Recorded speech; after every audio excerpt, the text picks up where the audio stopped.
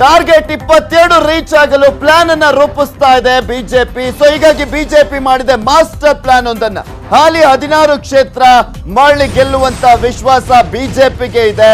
ಉಳಿದಂತೆ ದೊಡ್ಡ master plan ಅನ್ನ ಮಾಡ್ಕೊಂಡಿದ್ದಾರೆ. ತಮ್ಮ ಟಾರ್ಗೆಟ್ 22 ರೀಚ್ ಮಾಡೋದಕ್ಕೋಸ್ಕರ ಬಿಜೆಪಿ ದೊಡ್ಡ ಮಾಸ್ಟರ್ ಪ್ಲಾನ್ ಅನ್ನ ಮಾಡಿದೆ. 2014ರ ಚುನಾವಣೆಯಲ್ಲಿ ಕರ್ನಾಟಕದಲ್ಲಿ 17 ಕ್ಷೇತ್ರ ಗೆದ್ದಿದ್ರು. ಉಪಚುನಾವಣೆ ಆದಾಗ ಬಳ್ಳಾರಿಯನ್ನ ಕಳೆದುಕೊಂಡು 16 ಕ್ಷೇತ್ರದಲ್ಲಿದ್ದಾರೆ. ಈಗ ಬೆಂಗಳೂರು ದಕ್ಷಿಣದಲ್ಲೂ ಕೂಡ ಗೆಲ್ಲುವಂತ ವಿಶ್ವಾಸವಿದೆ. ಅನಂತ್ ಕುಮಾರ್ ಅಲ್ಲಿ ನಿಧನ ಹೊಂದಿರುವಂತ ಹಿನ್ನೆಲೆಯಲ್ಲಿ 6 ಕ್ಷೇತ್ರ ಕೂಡ ಗೆದ್ದು ಬಳ್ಳಾರಿ ಕೂಡ ಸೇರಿದ್ರೆ 17 ಕ್ಷೇತ್ರ ಗೆಲುವು ಗ್ಯಾರಂಟಿ ಅಂತ ಹೇಳಲಾಗ್ತಾ ಇದೆ. 17ರ ಜೊತೆ 15 ಕ್ಷೇತ್ರಗಳೇ ಟಾರ್ಗೆಟ್ ಅನ್ನ ಮಾಡಿಕೊಂಡಿದೆ ಬಿಜೆಪಿ. ಹಾಲಿ ಕ್ಷೇತ್ರಗಳಲ್ಲಿ ಬಿಗಿ ಹಿಡಿತಕ್ಕೆ ರಣತಂತ್ರವನ್ನ ಕೂಡ ಹೆಣೆಯಲಾಗಿದೆ. ಇದರ ಜೊತೆಗೆ 5 ಕ್ಷೇತ್ರ ಹೊಸ ಟಾರ್ಗೆಟ್ ಬಿಜೆಪಿ ಈಗ ಮಾಡಿಕೊಂಡಿರುವಂತದ್ದು. ಆ 5 ಕ್ಷೇತ್ರಗಳಾದ್ರೂ ಯಾವ್ದು, ಯಾವ ರೀತಿಯಾಗಿ ಪ್ಲಾನ್ ಅನ್ನ ಮಾಡ್ಕೊಂಡಿದೆ ಬಿಜೆಪಿ, ಅದರ ಎಕ್ಸ್ಕ್ಲೂಸಿವ್ ಆದಂತ ಮಾಹಿತಿಯನ್ನ ನಿಮ್ಮ ಮುಂದೆ ಇಡ್ತಾ ಇದ್ದೀವಿ. ಆ 5 ಕ್ಷೇತ್ರಗಳು ಯಾವುದು ಬಿಜೆಪಿ ಗೆಲ್ಲುವಂತ ಸಾಧ್ಯತೆ ಇರುವಂತ ಕ್ಷೇತ್ರ, ಟಾರ್ಗೆಟ್ 22 ರೀಚ್ ಮಾಡೋದಕ್ಕೆ ಅಂತ ತೋರಿಸೋದಾದ್ರೆ ಇಲ್ಲಿ ಪ್ರಮುಖವಾಗಿ ತುಮಕೂರು ಆಗಿರ್ಬೋದು, ಚಿಕ್ಕಬಳ್ಳಾಪುರ, ಚಾಮರಾಜನಗರ ಕ್ಷೇತ್ರ ಮತ್ತು ಒಂದ್ ಕಡೆ ಚಿತ್ರದುರ್ಗ, ರಾಯಚೂರು, ಈ 5 ಕ್ಷೇತ್ರಗಳನ್ನ ಟಾರ್ಗೆಟ್ ಮಾಡಿದೆ ಬಿಜೆಪಿ. ಪ್ರಮುಖವಾಗಿ ತೋರಿಸ್ತಾ ಇದೀವಿ ಆ 5 ಕ್ಷೇತ್ರಗಳು ಯಾವುದು ಅಂತ. ತುಮಕೂರು ಕ್ಷೇತ್ರ, ಅಲ್ಲೂ ಕೂಡ ಬಿಜೆಪಿ ಪ್ರಬಲ ನಾಯಕತ್ವ ಮತ್ತು ಒಂದ್ ಕಡೆ ಶಾಸಕರು ಕೂಡ ಇದ್ದಾರೆ, 4 ಶಾಸಕರು. ಇನ್ನೊಂದ್ ಕಡೆ ತುಮಕೂರಿನಲ್ಲಿ ದೇವೇಗೌಡರು ದೋಸ್ತಿ ಅಭ್ಯರ್ಥಿಯಾಗಿದ್ದಾರೆ. ಗೌಡರ ವಿರುದ್ಧ ಹೇಮಾವತಿ ಅಸ್ತ್ರವನ್ನ ಪ್ರಯೋಗ ಮಾಡೋದಕ್ಕೆ ಬಿಜೆಪಿ ಮುಂದಾಗಿದೆ. ವಾಟರ್ ಪಾಲಿಟಿಕ್ಸ್ ಮೂಲಕ ಗೌಡರಿಗೆ ಕೆಡ್ಡವನ್ನ ತೋಡೋದಕ್ಕೆ ಮುಂದಾಗಿರುವಂತದ್ದು.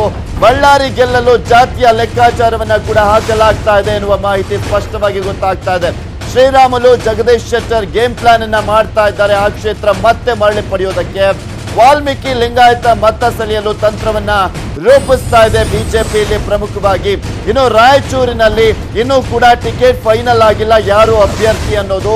ಆದ್ರೆ ಇಲ್ಲಿ ತಿಪ್ಪರಾಜು, ಹವಾಲ್ದಾರ್ ಅಥವಾ ಅಮರೇಶ್ ನಾಯಕ್ ಇಬ್ಬರಲ್ಲಿ ಒಬ್ರು ಟಿಕೆಟ್ ಅನ್ನ ಪಡೆದುಕೊಳ್ಳಲಿದ್ದಾರೆ. ಇಬ್ಬರಿಗೂ ಕೂಡ ಸ್ಥಳೀಯರ ಬೆಂಬಲದ ಹಿನ್ನೆಲೆಯಲ್ಲಿ ಗೆಲುವಿಗೆ ರಣತಂತ್ರವನ್ನ ಹೂಡಲಾಗಿದೆ. ಸೊ ಹೀಗಾಗಿ ಅಲ್ಲೂ ಕೂಡ ಗೆಲ್ಲುವಂತ ಚಾನ್ಸಸ್ ದಟ್ಟವಾಗಿದೆ. ಚಾಮರಾಜನಗರ ಗೆಲ್ಲಲು ಶ್ರೀನಿವಾಸ್ ಪ್ರಸಾದ್ಗೆ ಟಿಕೆಟ್ ಅನ್ನ ನೀಡಲಾಗಿದೆ. 4 ಬಾರಿಯಲ್ಲಿ ಸಂಸದರಾಗಿ ಆಯ್ಕೆಯಾಗಿದ್ರು ಶ್ರೀನಿವಾಸ್ ಪ್ರಸಾದ್ ಅವರು. ಸೊ ಹೀಗಾಗಿ ಅವರ ಗೆಲುವು ಕೂಡ ಈಸಿ ಅಂತ ಲೆಕ್ಕಾಚಾರವನ್ನ ಹಾಕೊಂಡಿದೆ ಬಿಜೆಪಿ.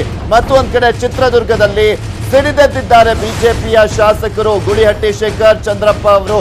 ಸೊ ಹೀಗಾಗಿ ಬಿಜೆಪಿ ಶಾಸಕರ ಮನವೊಲಿಕೆಗೆ ಬಿಎಸ್ವೈ ಯತ್ನವನ್ನ ಮಾಡ್ತಾ ಇದ್ದಾರೆ. ಹೇಗಾದ್ರೂ ಮಾಡಿ ದುರ್ಗವನ್ನ ಗೆಲ್ಲಲು ಪ್ಲಾನ್ ಅನ್ನ ರೂಪಿಸಿದ್ದಾರೆ. ಏಕೆಂದ್ರೆ ಅಲ್ಲಿ 7 ಕ್ಷೇತ್ರಗಳ ಪೈಕಿ 6 ಕ್ಷೇತ್ರ ಬಿಜೆಪಿ ಶಾಸಕರೇ ಇದ್ದಾರೆ. ಚಿತ್ರದುರ್ಗದಲ್ಲಿ ಬಿಜೆಪಿ ಶಾಸಕರು ಹೊಳಲ್ಕೆರೆ ಶಾಸಕ ಚಂದ್ರಪ್ಪ ಹಾಗೆ ಹೊಸದುರ್ಗ ಶಾಸಕ ಗೋಳಿಹಟ್ಟಿ ಶೇಖರ್ ಅವರಿಬ್ಬರನ್ನು ಕೂಡ ಮನವೊಲಿಸುವಂತ ಕೆಲಸ ಆಗ್ತದೆ. ಯಾಕೆಂದ್ರೆ ಗೋವಿ ಸಮುದಾಯಕ್ಕೆ ಅವರು ಕ್ಷೇತ್ರವನ್ನ ಬಿಟ್ಕೊಡ್ಬೇಕು ಅಂತ ಕೇಳಿದ್ರು.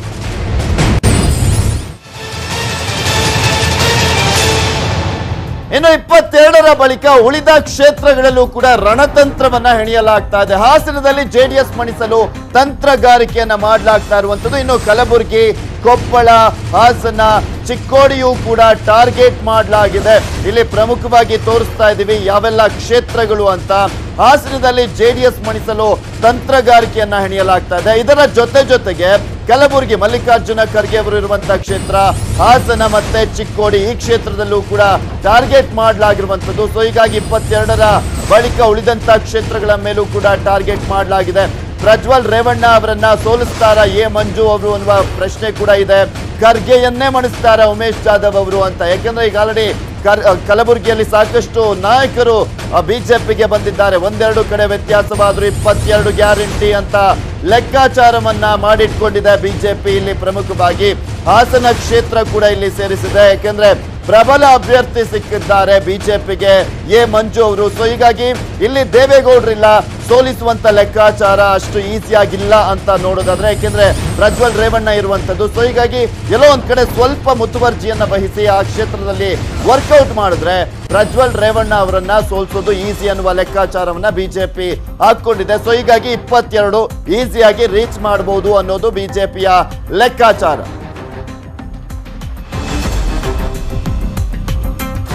ಈ ಕುರಿತಂತೆ ಸಂಪೂರ್ಣವಾದಂತಹ ಮಾಹಿತಿಯನ್ನ ನೀಡ್ತಾರೆ ನಮ್ಮ ಪ್ರತಿನಿಧಿ ರಮೇಶ್ ಹಿರೇಜಂಬೂರು ನೇರ ಸಂಪರ್ಕದಲ್ಲಿ ಜಾಯ್ನ್ ಆಗ್ತಾ ಇದ್ದಾರೆ ನ್ಯೂಸ್ ಡೆಸ್ಕ್ ಇಂದ. ಎಸ್ ರಮೇಶ್ ಹಿರೇಜಂಬೂರು, ಇಲ್ಲಿ ಪ್ರಮುಖವಾಗಿ ನೋಡ್ತಾ ಇದ್ವಿ ಬಿಜೆಪಿ 22ರ ಟಾರ್ಗೆಟ್ ಅನ್ನ ಇಟ್ಕೊಂಡಿದೆ ಕರ್ನಾಟಕದಲ್ಲಿ. ಅದು ಎಲ್ಲೋ ಒಂದ್ ಕಡೆ ಲೆಕ್ಕಾಚಾರಗಳನ್ನ ಹಾಕ್ತಾ ಹೋದ್ರೆ, ಮಾಸ್ಟರ್ ಪ್ಲಾನ್ ಅನ್ನ ಮಾಡ್ತಾ ಹೋದ್ರೆ ಎಲ್ಲೋ ಒಂದ್ ಕಡೆ ಈಸಿ ಆಗ್ಬಿಡುತ್ತೆ ಅನ್ನುವುದು ಕೂಡ ಸ್ಪಷ್ಟವಾಗಿ ಎಲ್ಲೋ ಒಂದ್ ಕಡೆ ಮೇಲ್ನೋಟಕ್ಕೆ ಕಾಣಿಸ್ತಾ ಇದೆ. ಖಂಡಿತ ಪೃಥ್ವಿರಾಜ್, ಯಾಕೆಂದರೆ ಈಗಾಗಲೇ ಏನು 17 ಲೋಕಸಭಾ ಕ್ಷೇತ್ರಗಳು ಬಿಜೆಪಿಯ ತೆಕ್ಕೆಯಲ್ಲಿವೆ. ಆ 17 ಲೋಕಸಭಾ ಕ್ಷೇತ್ರದಲ್ಲೂ ಕೂಡ ಏನು ಅಷ್ಟು 16 ಜನರಿಗೆ ಈಗಾಗಲೇ ಸಂಸದರಿಗೆ ಬಿಜೆಪಿ ಟಿಕೆಟ್ ಕೊಡುವಂಥದ್ದು ಈಗಾಗಲೇ ನಿರ್ಧಾರ ಆಗಿದೆ. ಆದರೆ ಏನು 15 ಜನರಿಗೆ ಈಗಾಗಲೇ ಕೊಟ್ಟಿರುವಂಥದ್ದು. ಆದರೆ ಕೊಪ್ಪಳದಲ್ಲಿ ಕರಡಿ ಸಂಗಣ್ಣ ಅವರಿಗೆ ಟಿಕೆಟ್ ಅನ್ನು ಕೊಡಬೇಕಾ ಬೇಡವಾ ಅನ್ನುವಂಥ ಲೆಕ್ಕಾಚಾರ ಇನ್ನೂ ಕೂಡ ಅಂತಿಮ ಹಂತವನ್ನು ತಲುಪಿಲ್ಲ. ಇನ್ನು ಮತ್ತೊಂದು ಕಡೆಯಲ್ಲಿ ಬೆಂಗಳೂರು ದಕ್ಷಿಣ ಕ್ಷೇತ್ರಕ್ಕೆ ಬಂದರೆ ಅಲ್ಲಿ ತೇಜಸ್ವಿನಿ ಅನಂತಕುಮಾರ್ ಈಗಾಗಲೇ ಆಕಾಂಕ್ಷಿಯಾಗಿದ್ದಾರೆ. ಮತ್ತೆ ರಾಜ್ಯ ಘಟಕದಿಂದ ಈಗಾಗಲೇ ಅವರ ಹೆಸರನ್ನು ಶಿಫಾರಸು ಕೂಡ ಮಾಡಲಾಗಿದೆ. ಆದರೆ ಅಂತಿಮ ಕ್ಷಣದಲ್ಲಿ ಪ್ರಧಾನಿ ನರೇಂದ್ರ ಮೋದಿ ಅವರು ಕಣಕ್ಕಿಳಿತಾರೆ ಅನ್ನುವಂಥ ಮಾತುಗಳು ಕೂಡ ಕೇಳಿ ಬರ್ತಾ ಇರುವ ಹಿನ್ನೆಲೆಯಲ್ಲಿ ಕೊಪ್ಪಳ ಮತ್ತೆ ಬೆಂಗಳೂರು ದಕ್ಷಿಣ ಈ 2 ಕ್ಷೇತ್ರಗಳನ್ನ ಇನ್ನೂ ಕೂಡ ಅಂತಿಮ ಹಂತದಲ್ಲಿ ಘೋಷಣೆ ಮಾಡುವಂತ ಸಾಧ್ಯತೆ ಇರುವಂತದ್ದು ಒಂದು ಕಡೆಗೆ. ಮತ್ತೆ 2 ಕ್ಷೇತ್ರಗಳಲ್ಲೂ ಕೂಡ ಬಿಜೆಪಿ ಗೆಲ್ಲುವಂತ ಸಾಧ್ಯತೆ ಬಹುತೇಕ ನಿಶ್ಚಿತ ಅಂತಾನೆ ಹೇಳ್ಬೋದು. ಆದ್ರೆ ಕರಡಿ ಸಂಗಣ್ಣ ಅವರಿಗೆ ಕೊಪ್ಪಳದಲ್ಲಿ ವಿರೋಧ ಇದೆ. ಆದ್ರೆ ಆ ವಿರೋಧ ಇದ್ರೂ ಕೂಡ ಅದು ಪಕ್ಷದ ಒಳಗಿನ ವಿಚಾರ. ಸೊ ಹಾಗಾಗಿ ಹೊರಗಡೆ ಅವರು ಗೆಲ್ಲುವಂತ ಸಾಧ್ಯತೆ ಇದೆ ಅನ್ನುವಂಥ ಮಾತುಗಳು ಒಂದು ಕಡೆಗೆ, ಮತ್ತೊಂದು ಕಡೆಗೆ ಅವರು ಸೋಲಬಹುದು ಅನ್ನುವಂಥ ಲೆಕ್ಕಾಚಾರ. ಸೊ ಈ ಎಲ್ಲ ಹಿನ್ನೆಲೆಯಲ್ಲಿ ಉಳಿದ 5-6 ಕ್ಷೇತ್ರಗಳನ್ನು ಟಾರ್ಗೆಟ್ ಮಾಡಿಕೊಂಡು ಬಿಜೆಪಿ ಮಾಸ್ಟರ್ ಪ್ಲಾನ್ ಅನ್ನ ಮಾಡಿರುವಂಥದ್ದು. ಅದರಲ್ಲೂ ಪ್ರಮುಖವಾಗಿ ಹಾಸನದಲ್ಲಿ ಎ ಮಂಜು ಅವರನ್ನ ಕರೆತಂದಿರುವಂಥದ್ದು. ಅಲ್ಲಿ ಒಂದೇ ಕಲ್ಲಿನಲ್ಲಿ 2 ಹಕ್ಕಿಗಳನ್ನು ಹೊಡಿಲಿಕ್ಕೆ ಮಾಸ್ಟರ್ ಪ್ಲಾನ್ ಅನ್ನ ಮಾಡಿರುವಂಥದ್ದು. ಅಲ್ಲಿ ಎ ಮಂಜು ಅವರು ದೇವೇಗೌಡರ ಕುಟುಂಬಕ್ಕೆ ಸರಿಯಾದಂಥ ಟಾಂಗನ್ನು ಕೊಡ್ತಾರೆ, ಪೈಪೋಟಿ ಕೊಡ್ತಾರೆ. ಸೊ ಆ ಮೂಲಕ ಬಿಜೆಪಿಯಲ್ಲಿ ಗೆಲ್ಲುತ್ತೆ ಅನ್ನುವಂಥ ಮಾತುಗಳು ಒಂದು ಕಡೆ ಆಗಿರುವಂಥದ್ದು. ಇನ್ನು ಕೋಲಾರದಲ್ಲೇ ಬಂದರೆ ಕೋಲಾರದಲ್ಲೂ ಕೂಡ ಈಗ ಹೊಸ ಅಭ್ಯರ್ಥಿಯನ್ನು ಹಾಕಿರುವಂಥದ್ದು. ಅಲ್ಲಿ ಮುನಿಸ್ವಾಮಿ ಅವರು ಗೆಲ್ತಾರೆ ಅನ್ನುವಂಥ ವಿಶ್ವಾಸ ಇದೆ. ಇನ್ನು ರಾಯಚೂರಿನಲ್ಲಿ ಏನು ತಿಪ್ಪರಾಜು ಮತ್ತು ಅಮರೇಶ್ ನಾಯಕರ ನಡುವೆ ಪೈಪೋಟಿ ಇರುವಂಥದ್ದು. ಸೊ ಆ ಪೈಪೋಟಿ ನಡುವೆ ಯಾರನ್ನೇ ಕೂಡ ಕಣಕ್ಕಿಳಿಸಿದ್ರು ಕೂಡ ಅಲ್ಲಿ ಗೆಲ್ತಾರೆ ಅನ್ನುವಂಥ ವಿಶ್ವಾಸ ಇರುವಂಥದ್ದು. ಇನ್ನು ಬಳ್ಳಾರಿಯಲ್ಲಿ ದೇವೇಂದ್ರಪ್ಪನವರು ಈ ಬಾರಿ ಏನು ಗೆಲ್ತಾರೆ ಅನ್ನುವಂಥ ವಿಶ್ವಾಸ ಬಿಜೆಪಿ ಇದೆ. ಅದಕ್ಕೆ ಬೇಕಾದಂಥ ರಣತಂತ್ರವನ್ನು ಮಾಡಿದೆ. ಒಂದು ಕಡೆಗೆ ಜಗದೀಶ್ ಶೆಟ್ಟರು, ಮತ್ತೊಂದು ಕಡೆಗೆ ಶ್ರೀರಾಮುಲು ಇಬ್ಬರ ನೇತೃತ್ವದಲ್ಲೂ ಕೂಡ ಚುನಾವಣೆ ನಡೆಸಬೇಕು. ಅಲ್ಲಿ ಈಗಾಗಲೇ ಏನು ಒಂದ್ ಕಡೆಗೆ ಲಿಂಗಾಯತರು, ಮತ್ತೊಂದು ಕಡೆಗೆ ವಾಲ್ಮೀಕಿ ಸಮುದಾಯ, ಆ 2 ಸಮುದಾಯಗಳ ಏನು ಮನವೊಲಿಸುವ ಜೊತೆಯಲ್ಲಿ ಮತಗಳ ಸಂಖ್ಯೆಯನ್ನು ಹೆಚ್ಚಿಸಬೇಕು. ಕಳೆದ ಬಾರಿ 2 ಲಕ್ಷಕ್ಕೂ ಹೆಚ್ಚು ಏನು ಮತಗಳ ಅಂತರದಲ್ಲಿ ಉಗ್ರಪ್ಪನವರು ಗೆದ್ದಿದ್ರು. ಈ ಬಾರಿ ಅದೇ ಸ್ಟ್ರಾಟಜಿಯನ್ನು ಬಳಸಿ ಬಿಜೆಪಿಯಲ್ಲಿ ಗೆಲುವು ಸಾಧಿಸಬೇಕು ಅನ್ನುವಂಥ ರಣತಂತ್ರವನ್ನು ಮಾಡಿಕೊಂಡಿದೆ. ಇನ್ನು ತುಮಕೂರಿಗೆ ಬಂದರೆ ಅಲ್ಲಿ ಈಗಾಗಲೇ ದೇವೇಗೌಡರು ಕಣಕ್ಕಿಳಿದ್ರು ಕೂಡ ಕಾಂಗ್ರೆಸ್ ಮತ್ತೆ JDS ನಲ್ಲಿ ಒಮ್ಮತದ ಅಭ್ಯರ್ಥಿಯನ್ನು ಹಾಕ್ತಾ ಇದ್ದೀವಿ ಅಂತ ಮಾತುಗಳನ್ನು ಆರಂಭದಲ್ಲಿ ಹೇಳಿದ್ರು. ಆದರೆ ಈಗಾಗಲೇ ಮುದ್ದ ಹನುಮೇಗೌಡರು ಅಲ್ಲಿ ರೆಬಲ್ ಆಗಿ ನಿಂತಿದ್ದಾರೆ. ನಾನು ಪಕ್ಷೇತರನಾಗಿ ಕಣಕ್ಕಿಳಿತೀನಿ ಅನ್ನುವಂಥ ಘೋಷಣೆಯನ್ನು ಕೂಡ ಮಾಡಿದ್ದಾರೆ. ಸೊ ಈ ಹಿನ್ನೆಲೆಯಲ್ಲಿ ಅದರ ಲಾಭವನ್ನ ಬಿಜೆಪಿ ಪಡೆಯುತ್ತೆ ಅನ್ನುವಂಥ ಮಾತುಗಳು ಕೇಳಿ ಬರ್ತಾ ಇದೆ. ಸೊ ಆ ಕಾರಣಕ್ಕಾಗಿ ಸುಮಾರು 5-6 ಕ್ಷೇತ್ರಗಳನ್ನು ನಾವು ಗೆದ್ದಿದ್ದೆ. ಆದರೆ ನಿಶ್ಚಿತವಾಗಿ ಬಿಜೆಪಿ ಈ ಬಾರಿ ಟಾರ್ಗೆಟ್ ಇಟ್ಟಿರತಕ್ಕಂಥ 22 ಸ್ಥಾನಗಳಲ್ಲೂ ಕೂಡ ಗೆಲ್ಲುತ್ತೆ ಅನ್ನುವಂಥ ಆತ್ಮವಿಶ್ವಾಸ. ಅದಕ್ಕೆ ಬೇಕಾದಂಥ ಎಲ್ಲ ರಣತಂತ್ರವನ್ನ ಬಿಜೆಪಿ ಈಗ ಮಾಡಿಕೊಂಡಿದೆ. Prithviraj, okay, thank you Ramesh Hirejamburu ನಿಮ್ಮೆಲ್ಲ ಡೀಟೇಲ್ಸ್ಗಾಗಿ.